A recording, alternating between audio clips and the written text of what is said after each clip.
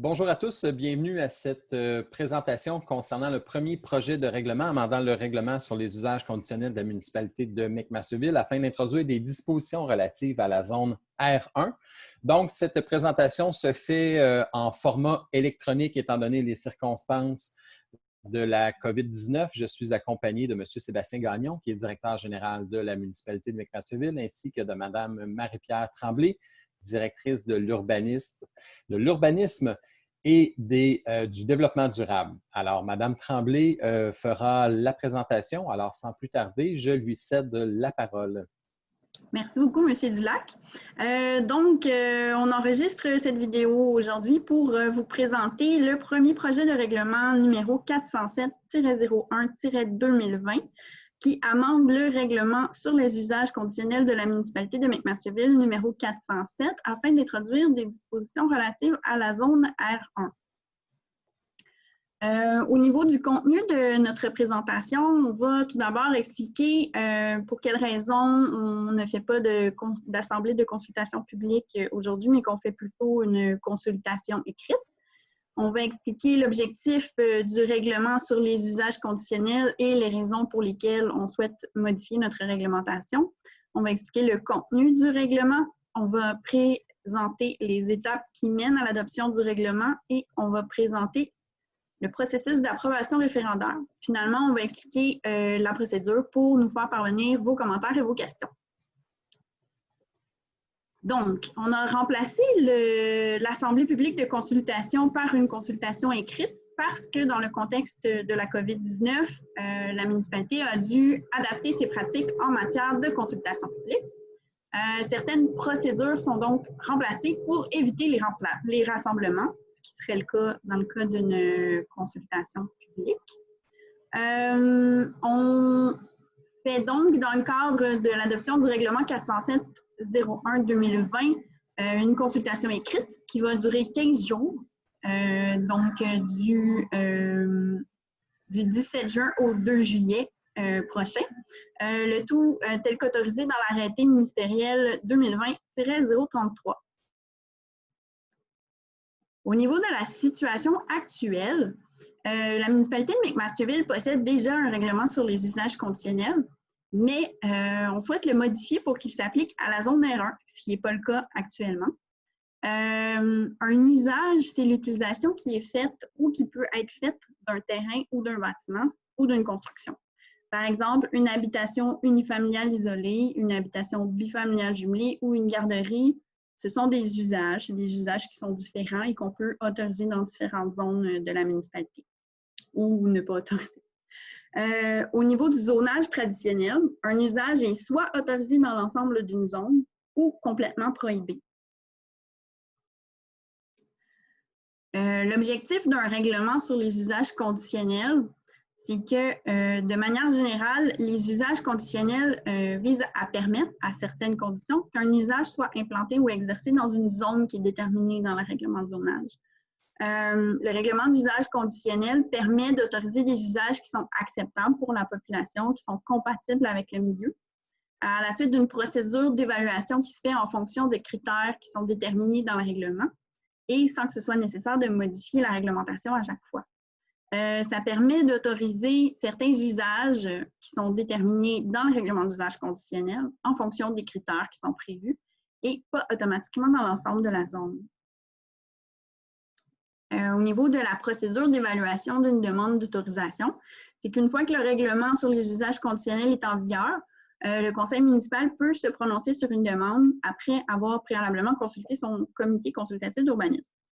L'évaluation de la demande d'usage conditionnel a pour objectif d'apprécier son acceptabilité avant de l'approuver, en tenant compte du site sur lequel l'usage va être exercé et des répercussions sur le voisinage. Chaque demande est donc évaluée en tenant compte des critères qui sont prévus au règlement.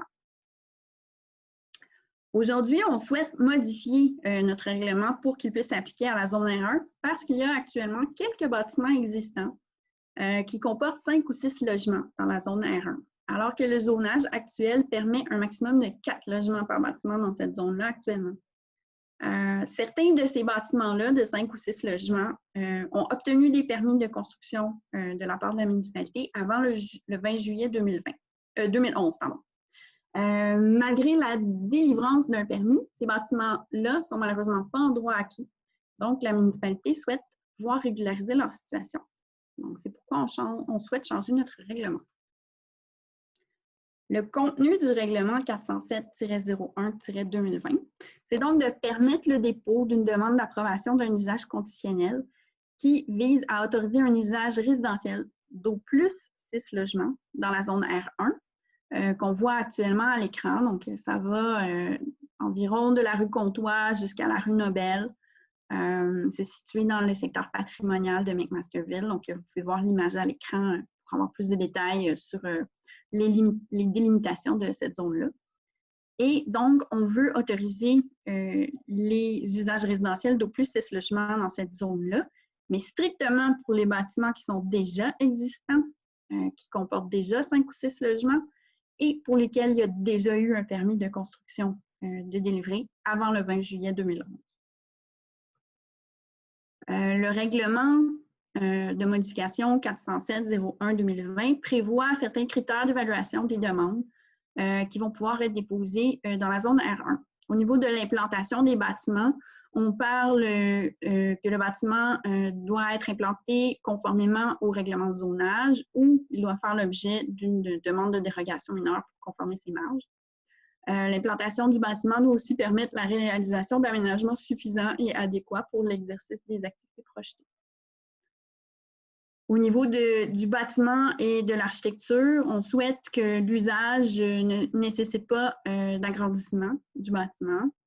On souhaite que s'il est nécessaire de modifier l'apparence extérieure du bâtiment pour exercer l'usage de remplacement, ces modifications améliorent l'intégration architecturale du bâtiment dans la dominance du voisinage.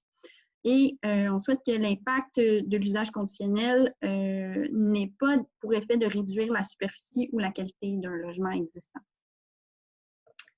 Au niveau de l'aménagement extérieur, on souhaite que s'il est nécessaire de réaliser des travaux d'aménagement extérieur pour exercer l'usage de remplacement, ça améliore l'intégration du terrain à la dominance du voisinage. Et on souhaite aussi une bonification des espaces verts qui soient proposés. Au niveau de la circulation et du stationnement, on souhaite que l'usage de remplacement ne nécessite pas l'aménagement de cases de stationnement supplémentaires à celles qui sont déjà existantes. On souhaite aussi que le stationnement soit aménagé d'une manière fonctionnelle et que ça ne porte pas atteinte à la quiétude du voisinage au niveau de la circulation du stationnement, par exemple. L'ensemble des dispositions, ça complète l'explication du contenu du règlement 407-01-2020. L'ensemble des dispositions de ce règlement-là sont susceptibles d'approbation référendaire. Au niveau des prochaines étapes de l'adoption de ce règlement-là, on va tout d'abord analyser les questions et les commentaires qu'on recevra au cours de la consultation écrite du 17 juin au 2 juillet 2020. Par la suite, à la suite de l'analyse des commentaires, le Conseil pourra adopter le second projet de règlement. Ensuite, il y aura une période pour effectuer une demande d'approbation référendaire. Si on ne reçoit pas de demande valide d'approbation référendaire, à ce moment-là, on pourra adopter le règlement. Finalement, il y aura une analyse au niveau de la MRC de la Vallée du Richelieu pour s'assurer que notre réglementation est conforme aux objectifs de leur schéma d'aménagement. Et puis, si c'est le cas, on obtiendra le certificat de conformité et le règlement pourra entrer en vigueur. Au niveau de l'approbation référendaire, ça se passe en 3 étapes. Premièrement, il va y avoir une période pour déposer une demande d'approbation référendaire. Il y aura un avis public qui sera publié à cet effet-là. Par la suite, s'il y a suffisamment de personnes habiles à voter qui demandent qu'il y ait approbation référendaire, il y aura une période d'enregistrement. Et par la suite, si encore une fois, on a suffisamment de signatures pendant la période d'enregistrement, il y aura un référendum si le conseil municipal décide d'aller de l'avant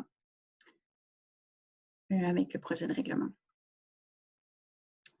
Pour être valide, une demande d'approbation référendaire va devoir indiquer clairement la disposition du règlement qui est concerné par la demande et la zone d'où elle provient. Donc, la personne devra indiquer dans quelle zone elle habite. La demande devra être signée dans le cas où il y a plus de 21 personnes intéressées dans la zone d'où elle provient par au moins 12 personnes d'entre elles, ou s'il y a 21 personnes ou moins, par au moins la majorité des gens qui se situent dans la zone. La demande devra aussi être reçue par la municipalité au plus tard 8 jours après la publication de l'avis public. On voit maintenant à l'écran, encore une fois, la zone R1 qu'on voit un peu de couleur verte. Et on voit les zones contiguës qui apparaissent bleutées autour de la zone R1. Donc, au niveau des zones contiguës, il y a la zone MXT1, MXT2, MXT7, P1, P2, P3, P4, P10, P12, R13, R16, R20, R29, R30, R31 et R41. C'est ça, le plan est disponible à l'écran si vous souhaitez savoir si vous êtes une personne concernée. Une personne intéressée, c'est une personne majeure et de citoyenneté canadienne qui n'est pas frappée d'une incapacité de voter et qui remplit ces conditions-là le jour de l'adoption du second projet de règlement 407-01-2020. Au fond, ça doit être une personne qui serait en mesure de voter s'il y avait une élection, municipale, par exemple, et puis qui habite dans les zones que j'ai mentionnées précédemment. Il y a certaines conditions supplémentaires qui s'appliquent pour les propriétaires uniques d'un immeuble, pour les occupants d'un établissement d'entreprise, pour les copropriétaires ou co-occupants d'un établissement d'entreprise, ou pour les personnes morales. Le document papier sera disponible sur notre site Internet, donc vous pourrez lire plus en détail les conditions qui s'appliquent dans ces cas-là. Si vous avez des questions sur la procédure, pour nous faire parvenir vos commentaires ou sur le projet de règlement en tant que tel, on vous invite à nous les faire parvenir par courriel à l'adresse qui est affichée à l'écran ou par téléphone au numéro qui est également à l'écran avant midi le 2 juillet 2020. Ça nous fera plaisir de répondre à vos questions. Si vous avez des commentaires, toute personne qui souhaite déposer des commentaires peut le faire par écrit, soit par courriel à l'adresse qui est affichée à l'écran ou par une lettre qui nous est envoyée par la poste ou qui est déposée dans la boîte aux lettres qui est devant l'Hôtel de Ville. Vous avez également l'adresse à l'écran, en mentionnant que c'est un commentaire relatif au premier projet de règlement numéro 407-01-2020 pour qu'on puisse savoir que c'est un commentaire en lien avec le règlement. L'ensemble des commentaires qui nous seront acheminés vont être portés à l'attention du conseil municipal avant l'adoption du second projet de règlement. Il y a un avis public qui a été publié le 17 juin concernant le projet de règlement. C'est possible de le consulter sur notre site Internet dans la rubrique « La municipalité » et dans la section « Conseil municipal » ou en cliquant sur le lien qui va être disponible sur le document électronique, pas en vidéo. L'avis public a également été affiché à l'Hôtel de Ville et au 300 rue Caron et ainsi que dans le journal. Donc, ça conclut ma présentation. Je vous remercie beaucoup de votre intérêt pour notre projet de règlement et puis je vous souhaite un bel été.